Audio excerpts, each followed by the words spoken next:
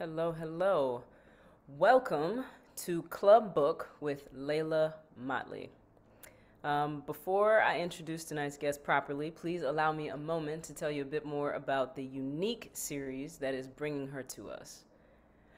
Club Book is a program of MELSA, the Metropolitan Library Service Agency, made possible through Minnesota's Arts and Cultural Heritage Fund and coordinated by Library Strategies, part of the Friends of the St. Paul Public Library. Dakota County Library is the co-organizer of this evening's talk. Thanks also to partnering booksellers Red Balloon Bookshop. A purchase link to Nightcrawling will be available in the comments section of the live stream feed. Have it shipped, pick it up at their lovely store in St. Paul, or have them deliver it personally to your door if you're in the area. One final housekeeping note, also in the comments, you'll see a survey link. MELSA would greatly appreciate hearing what you think of this club book program. It's quick and easy.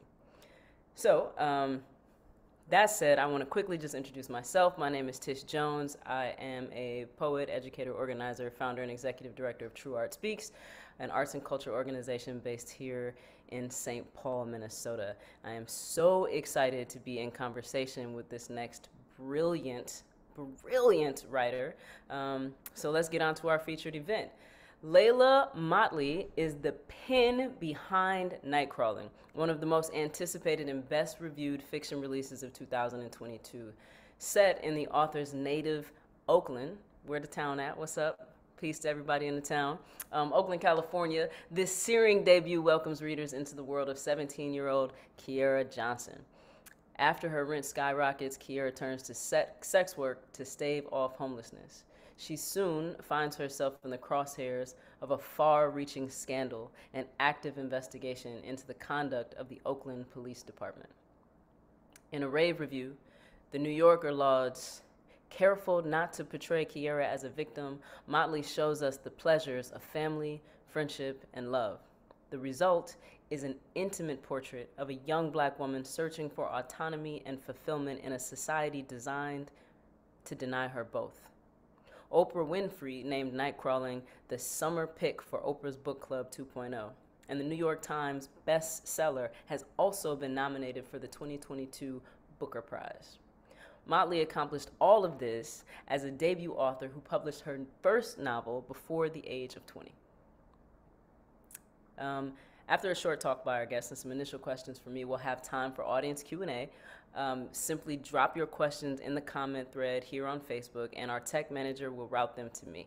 If you'd prefer to contribute a question a bit more anonymously, you can also send a private message to Club Book here on Facebook, or send an email to clubbookmn@gmail.com. Without any further ado, I'm super excited to get into this conversation about this wonderful work with Leila. Welcome. Thanks for having me. This is going to be fun. Yeah, I'm super excited. Would love to just hear some more about you. Set the stage. Let folks know who you are. Yeah, I mean, you said so much of it. I was almost 17. I turned 17 a month after I started writing Nightcrawling. And I think it's important context, partially because the reason I wanted to write this book is I wanted to tell a story from a teenage Black girl's perspective that was nuanced and complex and approached it without judgment, and that her adolescence, Kiara's adolescence, is not the preempt to the story, but is the story itself, and that we're able to kind of get inside of her head and approach teenage Black girls from a perspective that I think we often aren't given the opportunity to see that her internal world is this really complex place, and that what the world expects and demands of her is where her limitations come. And then part of that in telling the story of this teenage Black girl, Kiara, I also wanted to kind of explore vulnerability, because I think so rarely do we get to see Black girls as people who are fragile and as people who can be hurt. And And so I wanted to center that as just kind of the heart of this book. And I was born and raised in Oakland. I still live in Oakland. It's my place. And in 2016, this case broke that I think outside of the Bay, very few people have heard of, but it was basically where a young woman who was a minor at the time was sexually abused by various members of Bay Police Departments. And this kind of case rarely gets out. And after attempts to cover it up, when it did, what happened and what I kind of witnessed was the conversation around this case was primarily about the kind of concern that this would damage the trust between the community and the police department. And I remember just being so confused because I was like, what foundation of trust do we have, especially in Oakland, which is like a place that has historically had a really tumultuous relationship to policing.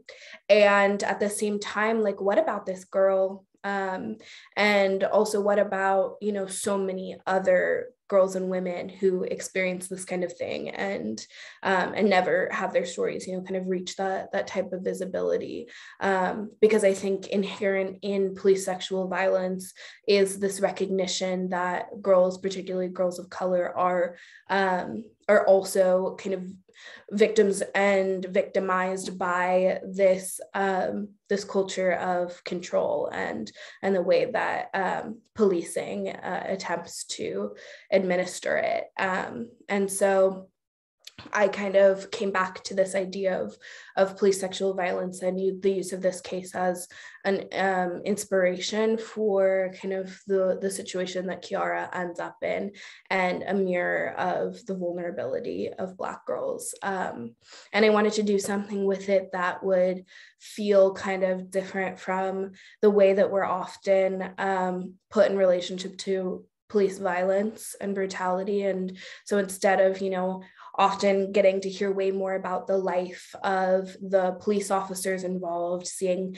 family photos and kind of a spectrum of who these people are. We don't even know their names. We know them only by their badge numbers. And we know the name of every Black person in this book. And so that was kind of an important way to flip the script on that. And then also to have this conversation about while we're in this public discourse that's become even more mainstream about police violence, how do we continue to look to the exclusion of Black women and girls, even in movements founded and organized by Black women? And so I guess I'll read a short excerpt that is specifically about that.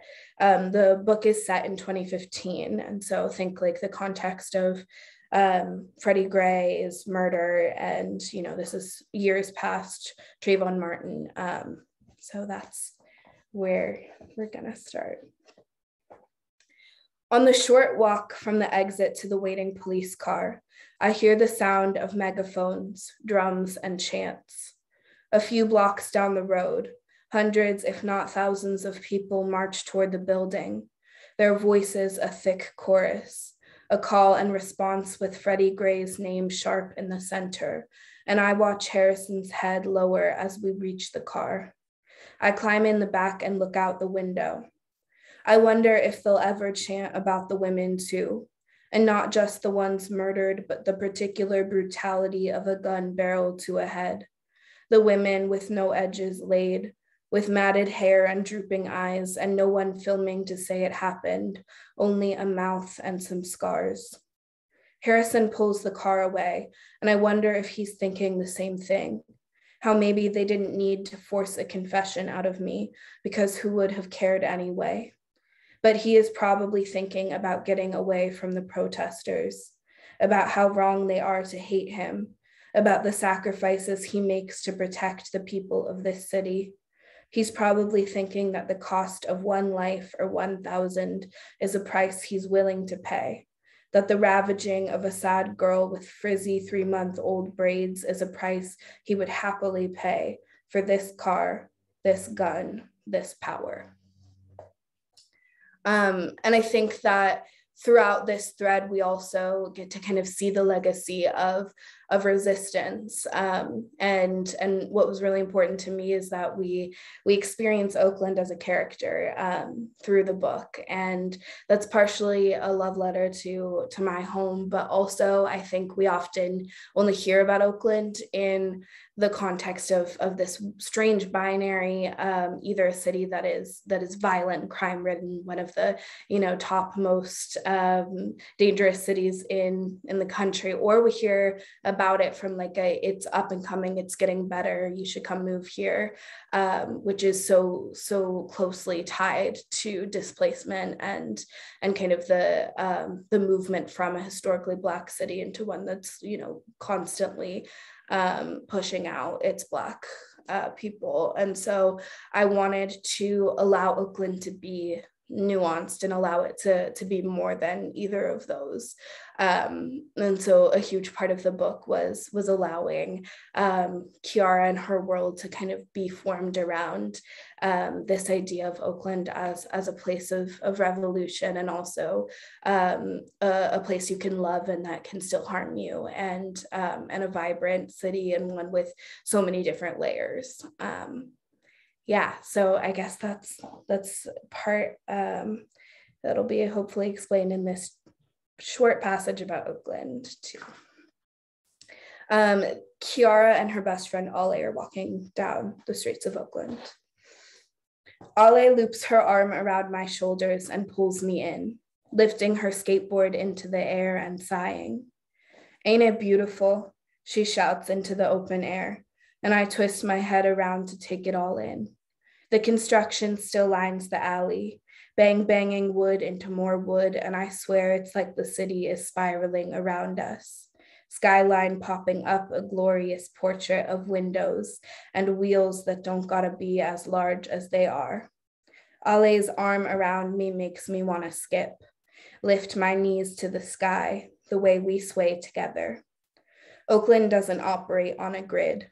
We wind here, the streets pulling us closer to the bay, to where salt melts with street and bikes turn to trucks that moan and thrust forward at every light. Then they push us back toward the buildings, where shouts line the perimeter of the sidewalks. And with Ale here, I don't bother trying to decipher what they're saying or who they're saying it to. Just let the noises scatter, like chunks of asphalt out the road. I find my favorite murals, new swirls added to the backgrounds, bordered in tags. I think that's enough of an intro to Nightcrawling. Yeah. That was beautiful. Thank you so much. You touched on so many things that came up for me just when reading this book. So I lived in Oakland for about a year. Yeah, working with Youth Speaks. So Yeah, also I'm very mega happy familiar. to, Yeah. yeah, no doubt. Oakland Youth Poet Laureate. So shout out to Mhm. you. I'm glad to be in conversation with you. Um, I actually want to sort of start in that sort of history and place based world, um, because the case that you're referencing, it broke in 2016, and you began writing this novel a few years ago as well. So I'm also like wondering how much time did you spend researching, and how important was that to you in terms of informing your process? I love research. And I also think there's just like such a fine line in research, where it's important to me that I have kind of the context to be able to create this authentic world, but I also constantly recognize that it's fiction, and that the people that I have, the obligation to kind of respect and understand the most are my characters. And that they always feel true. And so I do this balance, where I research enough that I know I can like invest fully in the characters and understand them. And then I pause, I write, and then in revisions, I do like a lot more research and kind of infuse that throughout. And so with this book, I had kind of like a foundational knowledge, because I'm from Oakland and because I kind of watched this in real time. And so I had that foundation. I did a little more research. I read transcripts of the investigation, and then I kind of just leaned into Kiara and kind of figuring out how she could be her own person and how to build this world that she lives in.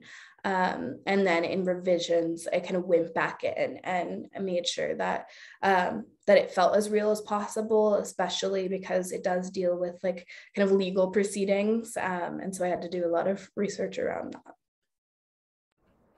I love that. I love that. I feel like there are so many, traditions and pathways that you're walking, and as there's this fine line around, celebrating and naming your age, right? Because I don't want to Mhm. seem ageist at all, and it's like you've accomplished so many wonderful things at such a young age. I really want to celebrate that, and I also think it's wonderful to have you as a model for other young writers, specifically right now when we just had Amanda Gorman in the position that she was in. We're seeing you as a celebrated, Mhm. decorated author at such a young age. And I'm wondering about, you know, who your influences are. So one of the things that came up for me in terms of being in a tradition is thinking about Gwendolyn Brooks and what a lot of scholars have called, verse journalism, with your foundation as a poet and what she did with We Real Cool and the research there, or the Chicago Defender sends Amanda Little Rock. I'm sort of wondering, two-part Mhm. question, like who your influences are and just the role that you want your work to play in terms of that bridge between fact, fiction. Mhm. I love this question. I mean, I think the first thing I thought of was Sadia Hartman and her work in kind of expanding the archive and like blending this idea of narrative and archive and nonfiction and how like kind of in terms of Black history, there's this need, this necessity to kind of blend imagination with what we think of as like hard truth. And so I definitely think in some ways this book falls in line with that idea of kind of creating history through fiction, and cementing history through fiction.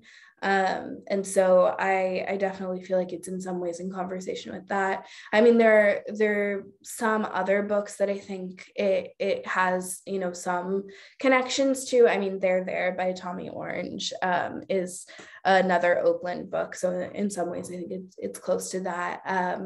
I've heard, I actually really love this one, The Street by Anne Petrie. Someone said that to me, and I was like, I have never thought about that, but I think that's actually a really cool way to think about it, because in many ways that has kind of the feeling of what does it mean to like literally be in conversation with a street. And obviously it's a classic, it's beautiful. And so I think that that's another one. A lot of books I love and a lot of authors that I love and have learned from, I find that like my work isn't necessarily very close to, but I also think that that's kind of the beauty of figuring out what your voice is in fiction, is like not making it like something just because you might love that. That's beautiful. I love that answer and the opportunity just in that journey around growth. Um, Black girls, in your Mhm. respect. I'm just trying to pick up little things you're saying and drive it forward because, I'm also thinking about how important it is, to your point, to create history through fiction, and why specifically telling this story about Black girls the way that you did. You were so intentional with Kiara, and the way you told her story, you made her a whole person. There weren't just fragments. She wasn't just the choice that she was making, just what happened to her. She had love, had joy, had, so Can you say more about why you chose to write her story in that way and why that was so important? I mean, that's kind of what this book is, and what it does is, like, for me, it felt like we needed to be able to look at a headline in a more expansive way, you know, to be able to see a person as their whole being, and a huge part of that is not depriving them of a spectrum of experiences. And so a lot of this book was kind of finding the balance of the cruelty of the world and what it does to her, but also the way that as people we kind of have to continue to find and pursue all of these other things like love and joy and even like moments of grief, are also important to being a human. And there's kind of no way to exist without wanting and dreaming and hoping for more and experiencing more. And so that became a huge part of how I constructed the story, is that we have these kind of acts done to her, and then we have her expression of agency and autonomy, often through things like, you know, playing basketball or the pool, or her relationships with Trevor, Ale, and all of that kind of ended up being so core to figuring out who she was, and allowing the reader to really get inside of her head, and to understand her complexities. And also, like, a huge part of writing Kiara was continually reminding the reader of how young she was. And I think that for me, when people are like, oh, well, I like, there were times where I felt like how young you were as a writer. I was like, well, whether it's me as the writer or Kiara as the character, that is exactly the point. Because Black girls aren't afforded the ability to be young. And we see the ways in which the external world around Kiara perceives her as someone much older than she is, and what that does to her. And so then for us to get to be in her head and come back to, like, she's young, she's a child, is entirely the basis of what this book is, and the mission that I kind of came in there with. I absolutely love that. I think about, intersections and multiple marginalized identities in place, and you've talked about, you know, this work and certain aspects of how you wrote it being a love letter to Oakland. It very much feels like a love letter and a breath of fresh air for Black girls. So I'm wondering, like, you know, for not just the characters that you are responsible to, but with the intention around, young Black girls in the town, or in towns like the town, right? Like, what do you want them to hold, to walk away with, Mm. after reading this book? I mean, I think a huge part of it is kind of just like a being able to reflect on the lack of fairness in our worlds, because I think it is so normalized for Black girls to take on everything and to suddenly, like, be the caretakers for everyone in your life, and suddenly all the men are like, where's my dinner? And you're like, oh, well, let me make you dinner, instead of going like, why do I have to make you dinner? Why is the expectation that I make you dinner? And I think part of what I wanted to do is, like, call into question those things by, like, getting to see them from a different viewpoint, and even the extremity of Kiara's life. I think so many Black girls experience this kind of imposition of a role they didn't ask for.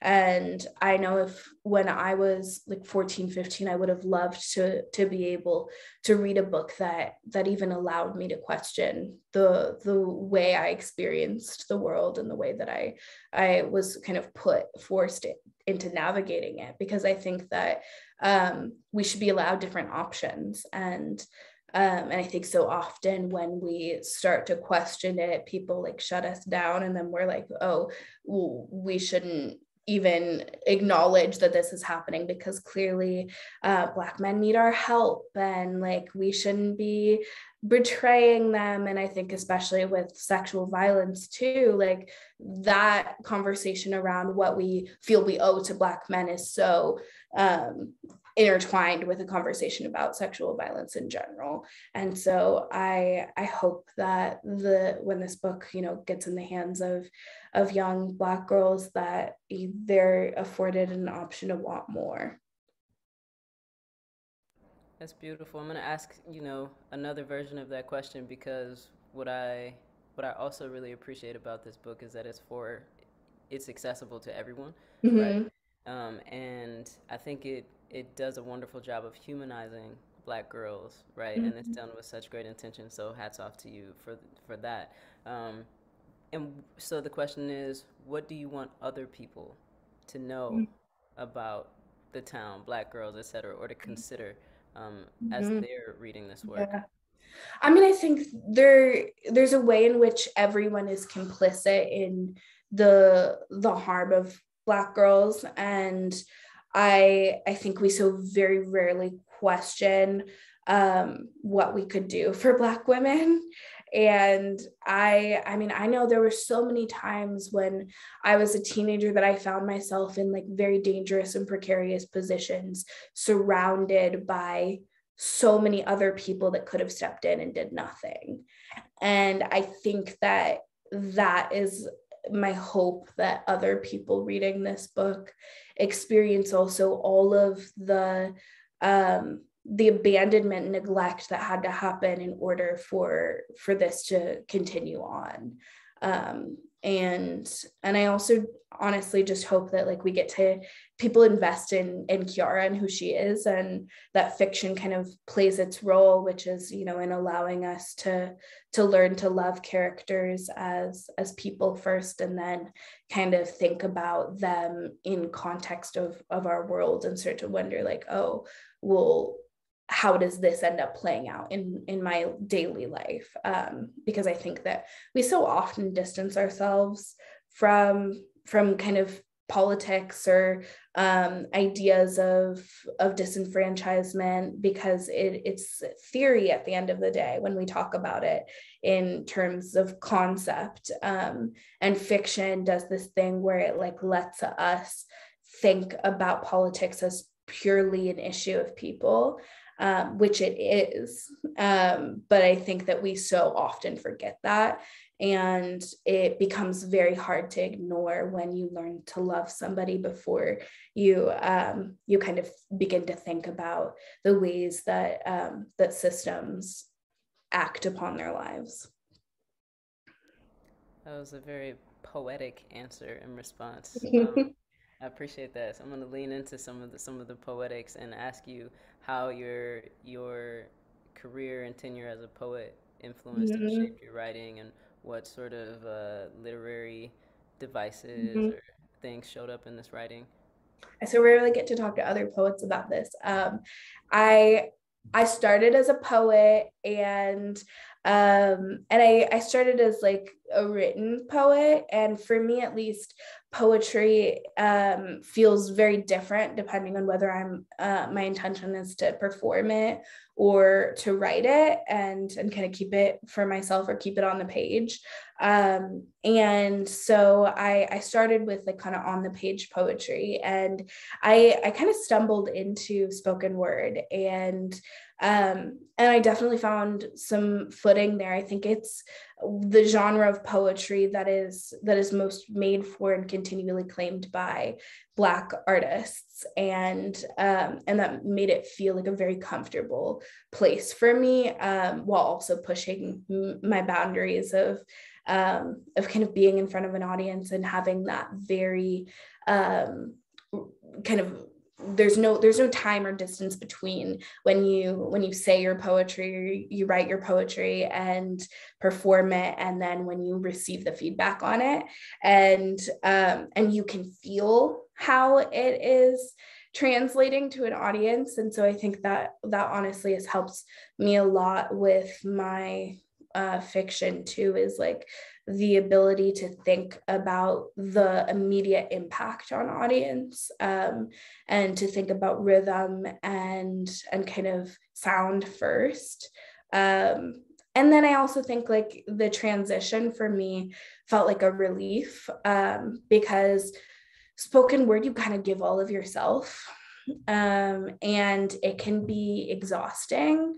And I think we very rarely like talk about that. And I know so many poets who have left simply because we start to feel so far from it as a form of art, because so much of it is about performance. And so I did this kind of pivot from spoken word into kind of the opposite, which is novel writing, and the ability to like have all of this space, and to use all of this space and to not worry at all about how it would come across, because I didn't think anyone was ever going to read Nightcrawling. I wrote it thinking I was just going to keep it to myself, and I did for a long time before anyone read it. And the first people who read it were agents. And so for me, I felt like it was a break from being perceived, and having my art kind of under this microscope, and having to constantly deal with like, am I writing based on what I think people want to hear or based on what I want to say? And so that's how I kind of did this pivot. But I was also writing fiction. My first novel I wrote at 14, and then my second at 15.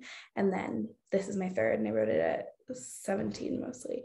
And I now am like kind of re-entering poetry and written poetry and figuring out what I actually like want to say and how, and like not simplifying it just so it could be more easily received, which is I think something that I kind of watched myself do in spoken word that I don't think you have to do, but I definitely think there's like pressure to kind of simplify the way that people might be able to access you through work that they're only ever going to hear. Yeah. So that's my little poetry journey. Yo, Layla, you just opened the door for another 2.5 hour conversation on.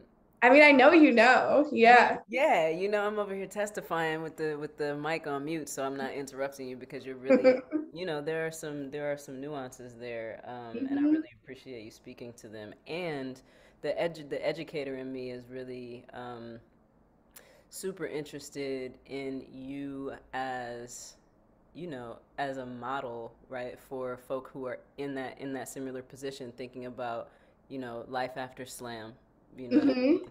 Right. And the relationship between the page and the stage, and what other opportunities can Yeah. come up, which leads me to sort of an audience question that I think is in this same vein of conversation. And as an educator, I want younger writers to know, like, can you talk a bit more about the process of this manuscript being picked up? Yeah. There is so much gatekeeping and publishing, and I knew literally nothing about how to get a book published. And I tell people all the time when they ask me how to do it, I'm like, I Googled it, and that is how I did this. And that I followed Google the whole way through. And I think that it becomes a very different process if you have someone kind of leading you into it. And I think we need to kind of create more scaffolding around that, especially for authors of color, because it is so hard to learn rules that no one even really talks about. And I definitely found it a challenge, but I did use Google. Google will tell you get an agent, and then your agent sells the book, basically. And it is that simple, and also so much more complicated than that. And getting an agent is a tumultuous process that often ends up taking people 20 years to do. And I mean, I did it for way less time than that. And part of the reason is because I did a lot of revision before that. And part of the reason is because I ended up like doing a bit of a back route why I applied to this program called Pitch Wars, which I think is over now. But it generally is more for genre fiction, but I applied anyway because I had no idea. And it's one of the things that came up in the internet search. So what happened then is I got matched with a mentor when I got into the program, and she gave me a round of edits, and then I did a big revision. And then there's like an agent showcase that's part of that, which did speed up the process, but it's basically querying, but you get to be at the top of the inbox. So I went through the querying process, and I got a couple agent offers, and agent, like then when I had an agent, there was more revision, and then it's timing and it's luck and it's a lot of work. And I ended up selling at the very beginning of the pandemic. I sold in April 2020, which was a very strange time in publishing and could have gone many different ways. And that's why I always say like timing is a huge part of it, because if editors catch your book when they're like swamped and overwhelmed, and like maybe have read 10 really heavy books and you wrote another one, or have read like 10 more comedic books and then there yours is and it doesn't feel that different, timing is a huge part of it, and that's one thing that we have very little control over. And then all of the work before that, I often tell people, like, if you're asking me how to get published before you write a book, like try to forget about it, because it is going to make writing that book 10 times harder if you're thinking about publishing it. And so a huge thing for me was like learning how to write a novel before I ever thought about publishing a novel, which is, why I wrote 3 books before I published one. I love that. It's for the culture. It's reminded. Just practice. That's the first thing that came up is Allen Iverson. No, practice for real. Practice is so important, right? And the intention and the time spent with craft. So there's 2 questions. One is I'm actually going to ask this craft question first, which is like, how long have you been a writer? Like, how much time have you put into this aspect of your identity and practice?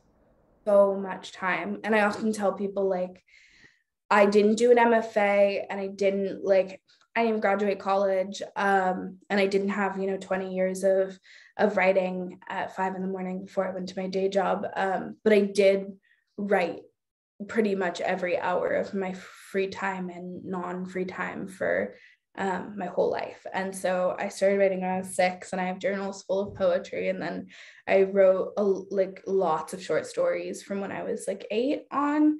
And then when I was 14, I wrote my first novel. And so, novels are hard to write, and no one teaches you how to write them. Even in MFA programs, they often don't actually help you write a long form book, because it is a difficult thing to teach, and there isn't a protocol for how to do it necessarily. And so I kind of taught myself through practice, and it is such a commitment. Writing a book it's so long, and I always talk about it in terms of a long-term relationship, especially if you're gonna publish it, is that's 3 to 5 years of your life, and so you have to love that thing, and you have to be willing to work for that thing. And there can be times where you really want to give up, but you have to continue to remember that you committed to this and you believe in it. And so that took practice for me, and it took a lot of time. And even in the past year, I've written 3.5 or 4 books. And that's hundreds, if not thousands of hours. And a lot of kind of consistency. And so I taught myself pretty early on how to sit down and write every day, and how to get things done. And I think I'm kind of unlearning that now, is like the balance between that and also like rest and allowing creativity to have more of a role in that. Because I think that schedule and routine and consistency are important, but they're not the end all be all, because you can produce a lot of work, but it's not always going to be good if you're forcing yourself to do it every time. Good for you. I love that you uplifted rest.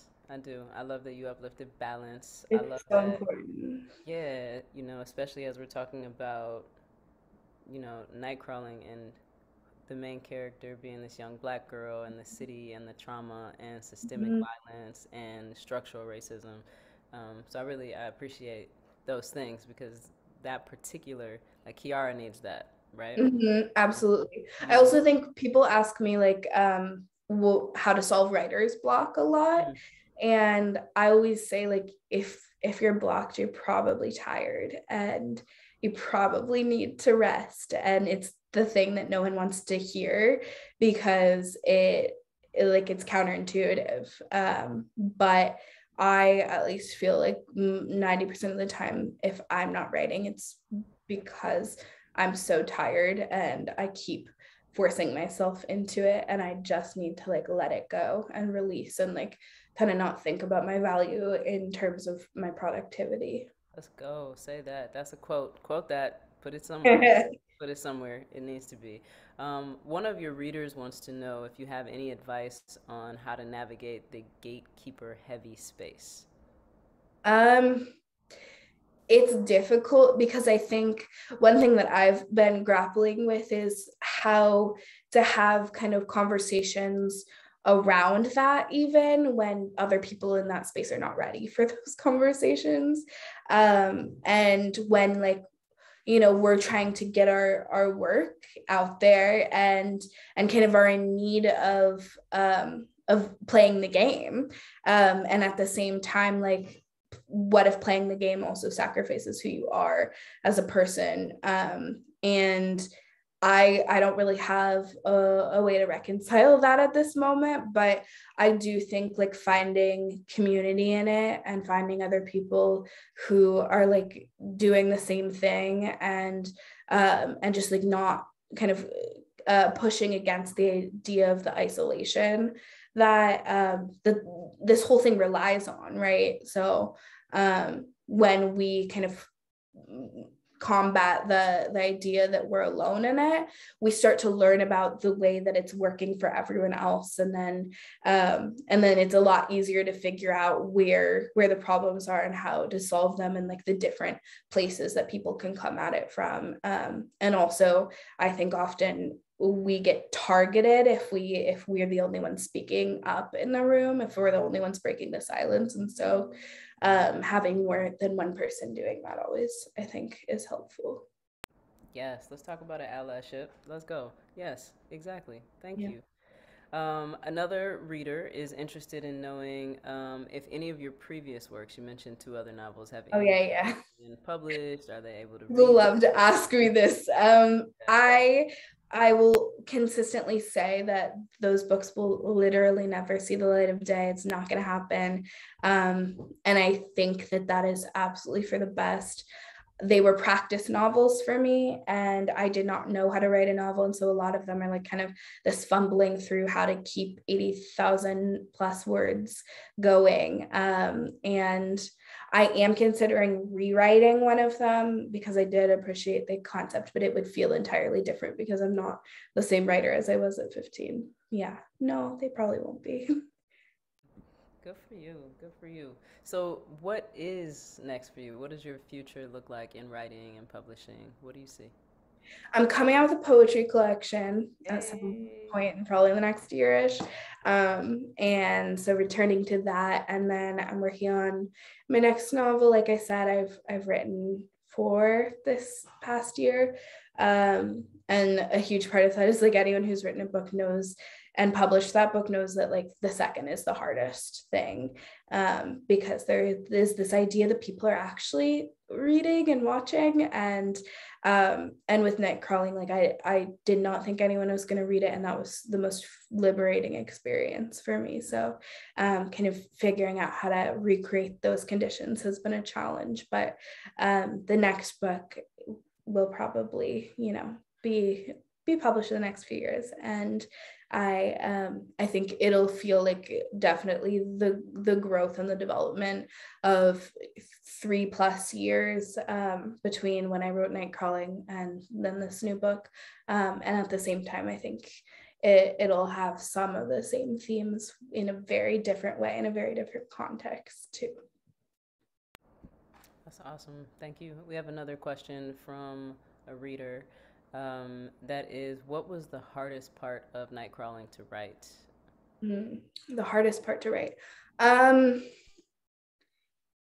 I think the hardest part was figuring out how to construct Marcus's character, which is Kiara's brother, in a way that would allow us to feel all of the anger at him that we rightfully should feel, and also understand kind of the conditioning of Black boys and the way that he has been raised to believe that his survival is dependent on being successful and famous and producing something of value to the world, and how that ends up leading him to abandon his sister, and we can feel as angry and rageful as we need to about that, while still being able to understand it, even if we are at the end of the day on Kiara's side, because we should be, because it's her world and it's her head, and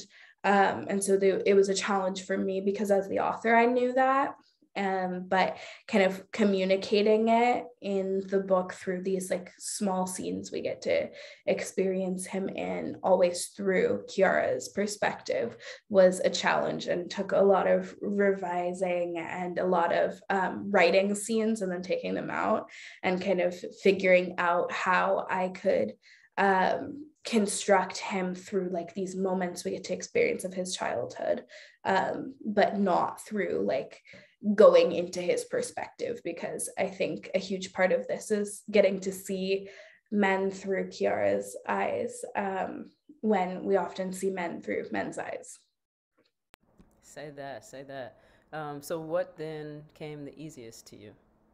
The easiest was anything with Trevor, really.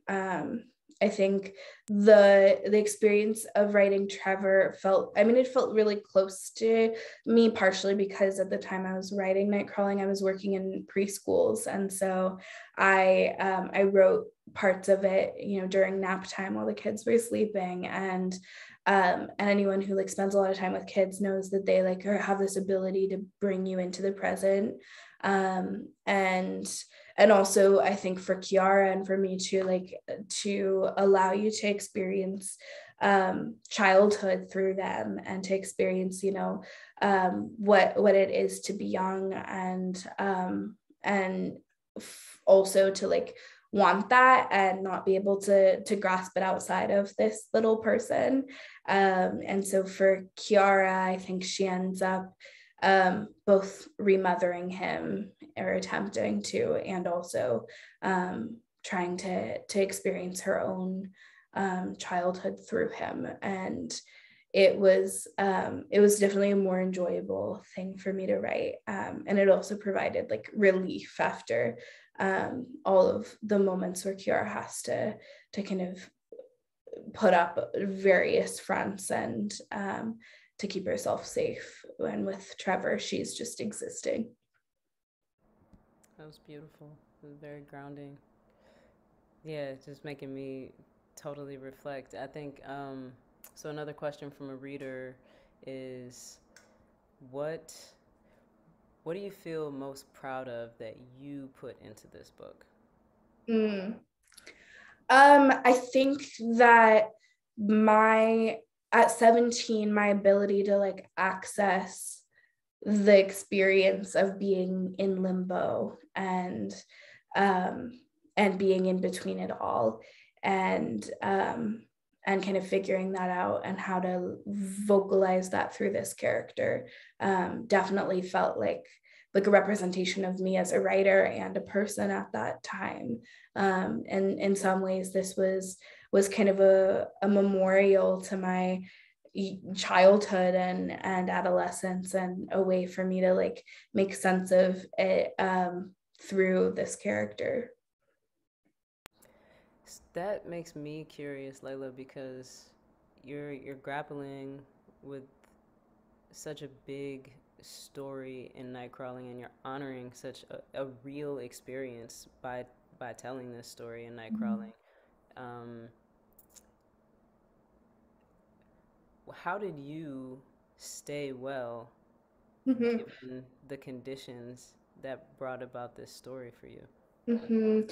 Um, Honestly, I think a huge part of writing this was for me to let myself fully sink into Kiara's perspective, which meant that like I was not really caring for myself in the way that I get this question sometimes, mostly from other Black women, going like, how did you care for yourself during this? And I think as a writer, I kind of had to go, well, if I took care of myself during this, I don't think I'd be able to fully represent Kiara's experience, because she doesn't have the space to care for herself. And in some ways, it was kind of like method acting, in that I mean, I also wrote this book very much. There's so many scenes that were cut, but day to day with Kiara and experiencing her life in kind of like all of its totality. And that meant that I also kind of went through every day with her. I did a very quick drafting process with this. It was like 2.5 months. And part of that is because I wanted to just be with her in it. So that's mainly what I did, and then I kind of worried about the processing of it all after, because so much of it is about being in the moment with Kiara, and I think as the reader we also are with her there, and that's part of why it's in this present first person too, is that we are not experiencing this in retrospect. It is not the way that she is processing it post all of it. It is just her present moment, and so that's how I lived it too. Yeah. That's great. Thank you. Um, we have a question that just came in from a reader. They would like to know, and they're saying, I'm going to just read it verbatim. Pardon the ignorant but well intentioned question. How does an author go about asking other authors for jacket quotes? Mm. Yeah, it's such an uncomfortable experience. And I think in so many ways, like I don't know why we're still doing blurbs, because it's really awkward and also anxiety inducing for the author, and then it is challenging for the person you're asking for the quote, because they get like millions, so many books, and so many requests, and no one has enough time for that. And so I mean, I think part of it is like using your network, and trying to see, like, do you have like a distant connection to anyone, because it's always easier to hear that as the person being requested from, when you like have some kind of personal tie into it, and to like put it on the top of their priority list, and then it's also easier to get that contact, but I honestly think like a personal note ends up being the most important thing, is like just showing whoever you're asking the blurb from, that you know who they are, and like you're asking for it from them for a specific reason, and not just because they're a person to ask, because I think that makes it all the more real and urgent for the other author. Yeah, but it's challenging. It's Mm-hmm. it really does. I don't know why we keep doing it. Mm-hmm. I'm going to also just, this is a question from a reader. this reader would like to know, how did the Oprah connection come about? um, I have a publicist through my publisher, and most people do, and the publisher, like, they go out and they try to get this book in everyone's hands, right? So that's their entire job. And book clubs specifically, they happen pretty far in advance. I think a lot of people don't know that. I didn't know that. So, like a year before the book comes out, when the last version is done, your publicist is like trying to get it in the hands of whoever gets it in the hands of any of these book club people. And that process can, not ever end up coming anything, because they get hundreds and thousands of these requests. And so part of it is how pushy your publisher is and your publicist. And then another part of it is just like how they respond, kind of similar to editors, is it can be a timing thing. And I guess what it ended up happening is the person who like is right, basically the Oprah Book Club main person, Lee Haber, is the person who reads all of these books, and then passes the ones that she likes on to, a bunch of other people. And then eventually Oprah would get it, and then she makes her decision entirely on her own. And I still to this day don't know why she chose it, but I'm very grateful. And I found out about 6 months before the book came out. So it's very much in advance. And there's a lot of people that book goes through before it gets to. Congratulations, it's very well deserved. Another reader would like to know if by chance you had the opportunity to meet Oprah as a result of being. I had 2 Zooms with Oprah. I did not meet her in person, but I did get to talk to her for like, I don't know, about an hour. Yeah. That's awesome. That's awesome. I'm gonna ask you in our last few minutes here, who are you currently reading? Right now I'm reading Native Son by Richard Wright. Yeah, and I recently read The Trees by Percival Everett, which was like probably one of my favorite books of the year. Incredible book. And yeah, I think that those are the most. No, I also read Giovanni's Room, which has been on my list for a long time. So yeah. Those are the last few books I read. Yeah. Those are phenomenal books. So, I mean, if you caught those sound bites, definitely write those down. Leila, it has been absolutely wonderful being able to speak with you. I'm so I'm in awe of you. I'm inspired by you. I'm super proud of you. I think that what you are doing for your peers, for everyone who gets their hands on this book, Nightcrawling, is phenomenal. But also for young writers, for young poets, for young fiction writers, folk who are really coming to find their voice, thinking about craft, thinking about discipline, thinking about process. I'm just I'm so happy to have spent this time with you, and I'm so grateful for what you are offering to the world, and challenging us to think about, in terms of humanizing and really considering, Black girls and Black women as whole beings. I appreciate your work so much, and I thank you for your time. Thank you. This was amazing. No doubt, no doubt. So that is all the time that we have for this evening. Again, Leila, thank you so much for making the time in the space. This has been a virtual presentation of Club Book, a long-running literary series of MELSA made possible by the Arts and Cultural Heritage Fund. Special thanks again to Dakota County Library for the part they played in bringing Leila to us. Before you log off, look for the Club Book survey link, which is, pardon me, which is in the comments and will be projected in place of my video momentarily. Consider joining Club Book on Wednesday, November 9th for their next virtual meeting, this one featuring Marie Myung Oakley, Me Young Oakley. Her latest novel, The Evening Hero, follows the trials and travails of Korean obstetrician Dr. Youngmin Kwak. In the wake of the Korean War, Kwak left his family and village to pursue the American dream in rural Minnesota. Lee's poignant, time-jumping narrative encompasses rural hospital closures, anti-Asian racism, and how war trauma seeps into everyday life for an immigrant, themes that are both topical and urgent. As always, the event is free to attend. Visit clubbook.org for details. Have a great night, everyone. Thank you.